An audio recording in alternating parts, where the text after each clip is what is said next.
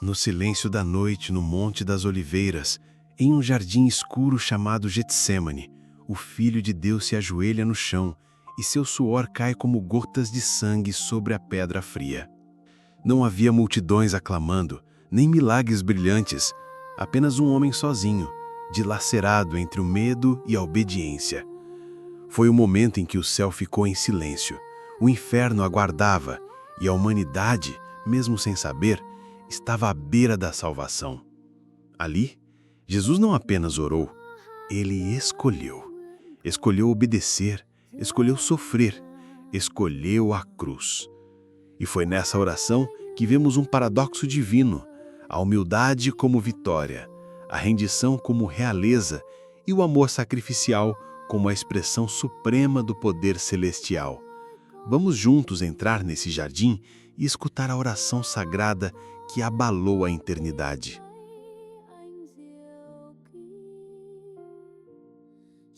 Um cenário sagrado na escuridão da noite. Era noite em Jerusalém.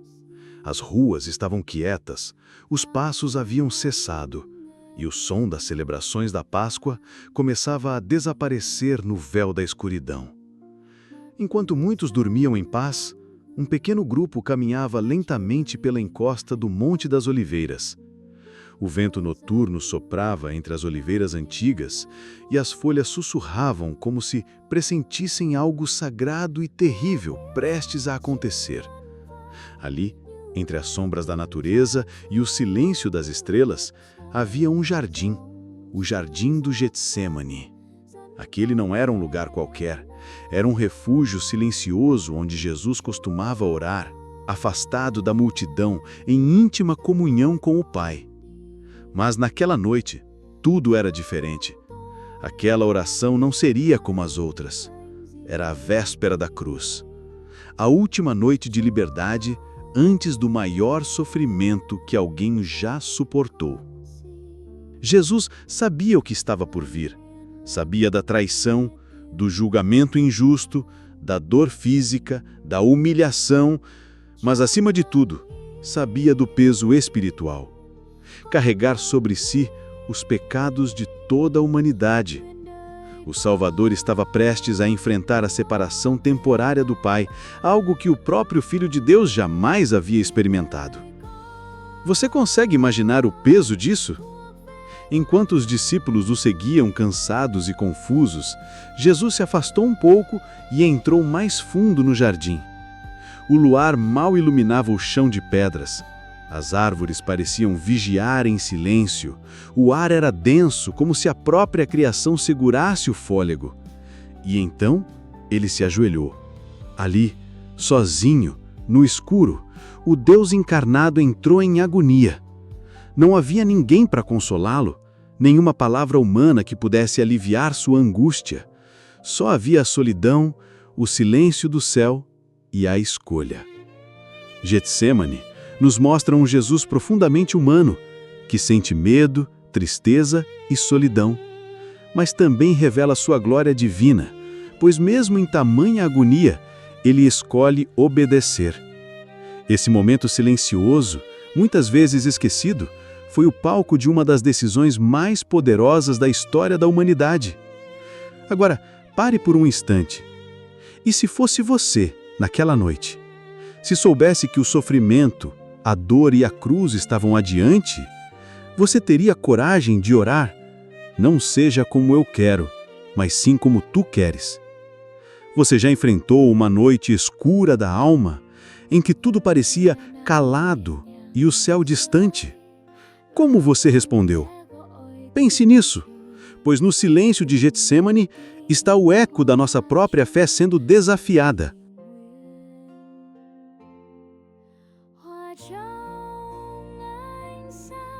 2. Humildade. O auge da obediência. Humildade não é simplesmente se rebaixar.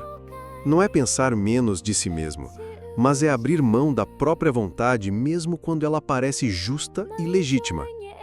No jardim do Getsêmani, Jesus, o Filho do Deus vivo, se ajoelha diante do Pai e entrega o que é mais difícil de entregar: sua própria vontade.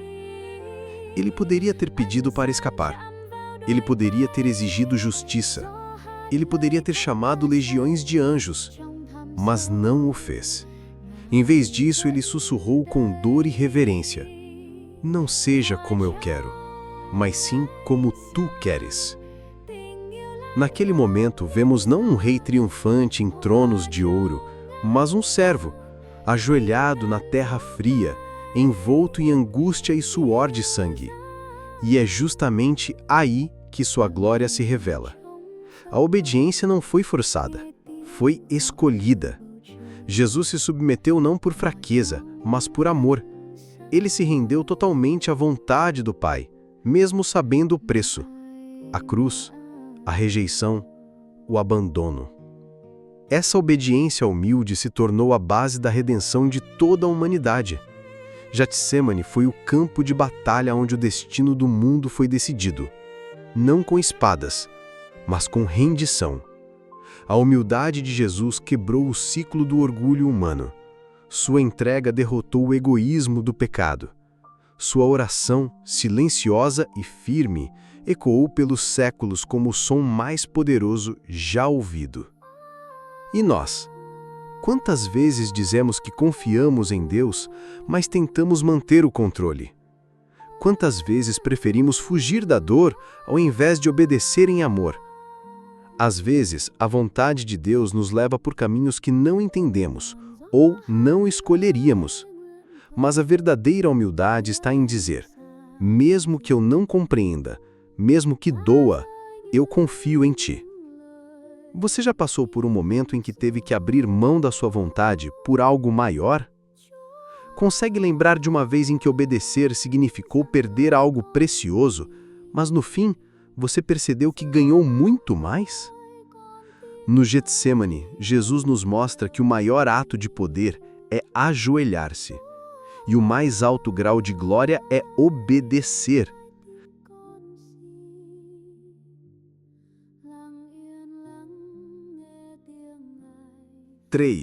Poder. Vitória no silêncio. O mundo espera que o poder se manifeste com barulho, com força, com luzes, com autoridade. Espera-se que o rei venha com coroa e trombetas, que o herói levante a espada e conquiste com glória. Mas no jardim do Getsêmani, o poder se revelou de forma oposta ao que o mundo entende. Lá estava ele, sozinho, ajoelhado, sem escudo, sem exército, sem defesa. Mas foi exatamente ali que aconteceu a vitória mais poderosa de toda a história. Jesus não fugiu, ele não gritou, ele não resistiu com violência. Ao contrário, ele se entregou em silêncio, suportando um peso invisível que esmagaria qualquer outro ser humano. Seu poder não foi demonstrado em gritos de guerra, mas em lágrimas de rendição, em gotas de suor como sangue, e na escolha de obedecer mesmo em meio ao silêncio do céu. Ele tinha o poder de comandar as estrelas, de parar o tempo, de inverter a dor. Bastava uma palavra, e legiões celestiais viriam ao seu socorro. Bastava um gesto, e a cruz jamais existiria. Mas o verdadeiro poder não está em fazer o que podemos, e sim escolher o que devemos, mesmo que isso custe tudo. No Getsêmani, Jesus venceu a batalha que ninguém viu. Antes da cruz, antes dos cravos, antes da coroa de espinhos, a maior guerra já havia sido vencida. A guerra contra o medo, contra a carne, contra a vontade própria. A vitória do Calvário começou na agonia silenciosa de um jardim. É por isso que o Getsêmani é tão sagrado, porque foi lá que Jesus mostrou que o amor verdadeiro tem poder de se conter, de esperar, de obedecer, de não retaliar. Ele não levantou a voz e, ainda assim, abalou o inferno. Ele não deu um passo para se defender e, mesmo assim, venceu a morte. Ele não chamou fogo dos céus e, ainda assim, o céu se inclinou diante dele. Poder, nas mãos do Filho de Deus, não é domínio, é sacrifício. Não é força bruta, é amor até o fim. E essa lição é para nós também. Em um mundo que valoriza gritar mais alto, reagir mais rápido, impor a própria vontade, Será que ainda acreditamos no poder do silêncio? No poder de esperar? De confiar mesmo quando o céu parece calado? Às vezes, Deus não responde com milagres visíveis, mas com força interior para continuar. Às vezes, o maior milagre é permanecer firme quando tudo nos diz para desistir. O silêncio não significa ausência de Deus. Às vezes, é o palco onde Ele constrói as maiores vitórias. Agora, pense um pouco. Você já enfrentou momentos em que tudo parecia silencioso, sem respostas? Você já se sentiu como se o céu estivesse distante e, mesmo assim, decidiu confiar? Você consegue ver que, às vezes, obedecer em silêncio é a forma mais poderosa de fé? No Getsemane, Jesus não venceu com espada, ele venceu com entrega. E é esse tipo de vitória, silenciosa, mas eterna, que muda tudo.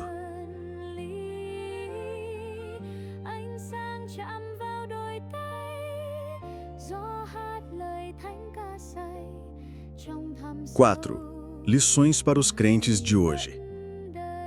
Getsemane não é apenas um lugar na história sagrada. Não é apenas uma paisagem mencionada nos evangelhos.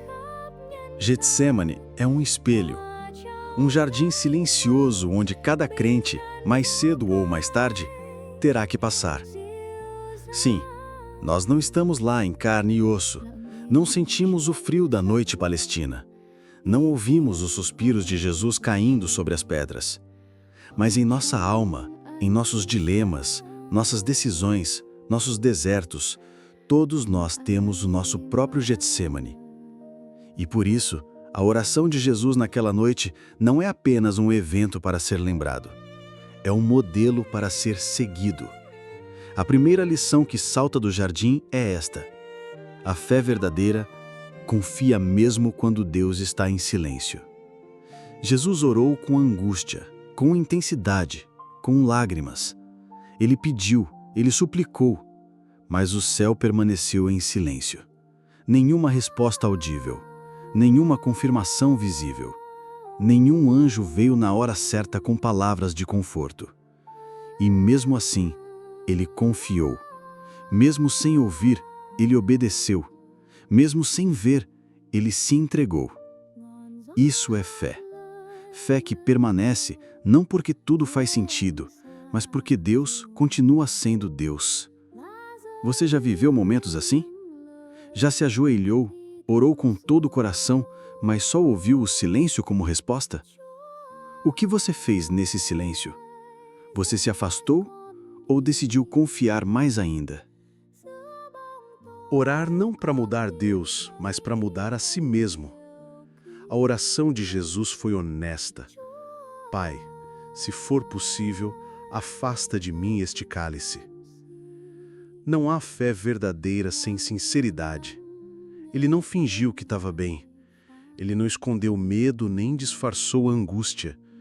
Ele falou como um filho que sofre, mas confia. E logo em seguida ele disse: mas não seja como eu quero, e sim como tu queres. Aqui está o coração da oração cristã. Não uma ferramenta para convencer Deus, mas um altar onde colocamos nossa vontade para ser moldada pela dele. Orar, às vezes, não muda circunstâncias, mas sempre muda o coração de quem ora. Você tem coragem de fazer esse tipo de oração? Já orou dizendo: Senhor, eu quero isso, mas acima de tudo, que seja feita a tua vontade?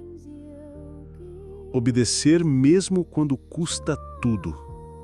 Obedecer a Deus quando tudo vai bem é fácil, mas e quando a vontade de Deus nos leva para o desconhecido? Quando dizer sim significa perder status, conforto, controle, você ainda diz sim? Jesus sabia o que viria após aquela oração: traição, solidão, zombaria, tortura e cruz. E mesmo assim, ele obedeceu. Não por obrigação, não por medo, mas por amor. A verdadeira obediência nasce do amor e se prova no sofrimento. Qual foi a última vez que você obedeceu a Deus, mesmo quando doeu? Você já teve que abrir mão de algo valioso por fidelidade a Ele? O poder do silêncio que não desiste. Vivemos em um mundo barulhento.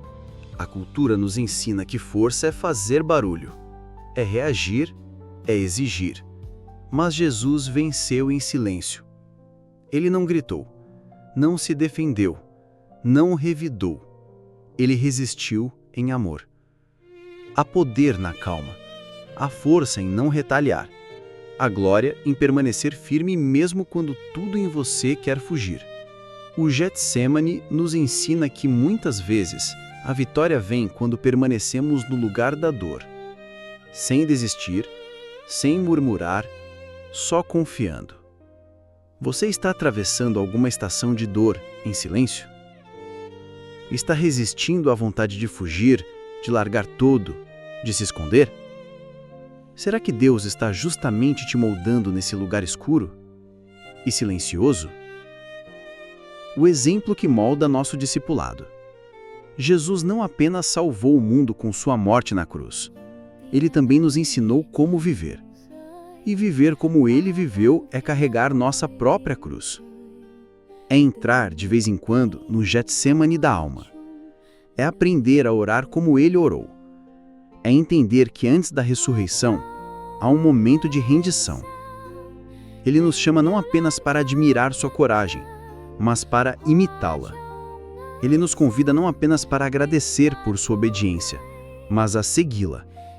E então, ao olharmos para a nossa vida hoje, qual é o seu cálice? Qual é o lugar onde Deus está pedindo sua entrega? Você está tentando escapar?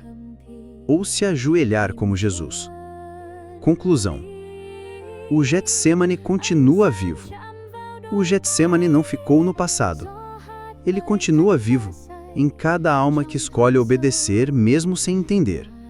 Em cada crente que ora com sinceridade, chora com verdade, mas termina dizendo: seja feita a tua vontade. Se você hoje está passando pelo seu próprio Getsemane, lembre-se, Jesus já esteve lá. Ele entende. Ele venceu. E ele está ao seu lado, mesmo que você não o veja, mesmo que o céu pareça calado. Porque às vezes o céu está em silêncio, não porque te esqueceu, mas porque te confia.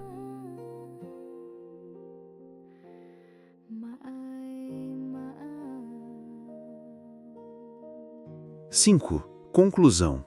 O Getsemane não foi apenas uma cena antes da cruz. Foi o coração da obediência. Foi o solo sagrado onde a maior batalha espiritual foi travada e vencida. Não com gritos ou espadas, mas com lágrimas, rendição e silêncio. Ali, Jesus nos mostrou o que significa amar até o fim. Ele não precisava ir até o fim. Ele tinha o poder de evitar. Ele tinha a opção de recuar. Mas por amor a mim, por amor a você, ele escolheu ficar. Ficar no escuro, ficar no silêncio, ficar no lugar da dor. E ali, ele nos deixou o maior exemplo de fé verdadeira. Fé que confia, mesmo quando tudo em volta parece dizer o contrário. Getsemane ainda vive. Ele vive toda vez que alguém decide perdoar, mesmo com o coração quebrado. Ele vive toda vez que um crente se ajoelha no quarto e ora: Senhor, seja feita a tua vontade. Ele vive quando alguém escolhe obedecer, mesmo sem entender o porquê. Ele vive quando você diz não ao mundo e sim ao chamado eterno. A oração de Jesus naquela noite nos ensina que a vitória espiritual não começa quando vemos o milagre acontecer, mas quando entregamos o controle. Quando dizemos: eu não entendo, mas confio. Eu não vejo saída, mas continuo orando. Eu estou com medo, mas permaneço. E isso é poder. O poder de seguir adiante mesmo ferido. O poder de amar mesmo sendo rejeitado. o poder de obedecer, mesmo quando tudo dentro de você quer desistir. Se hoje você se encontra no seu próprio Getsêmani, lembre-se, você não está sozinho. O mesmo Jesus que orou naquela noite está ao seu lado agora. Ele entende cada lágrima, cada angústia, cada silêncio. Ele já passou por isso e ele venceu. E se ele venceu, você também pode vencer. Talvez o céu esteja em silêncio, mas a fé verdadeira não depende do som. Ela floresce no silêncio. E quando você escolhe confiar mesmo assim, você não está fraco. Você está mais forte do que nunca. Getsêmani não é o fim, é o começo da ressurreição.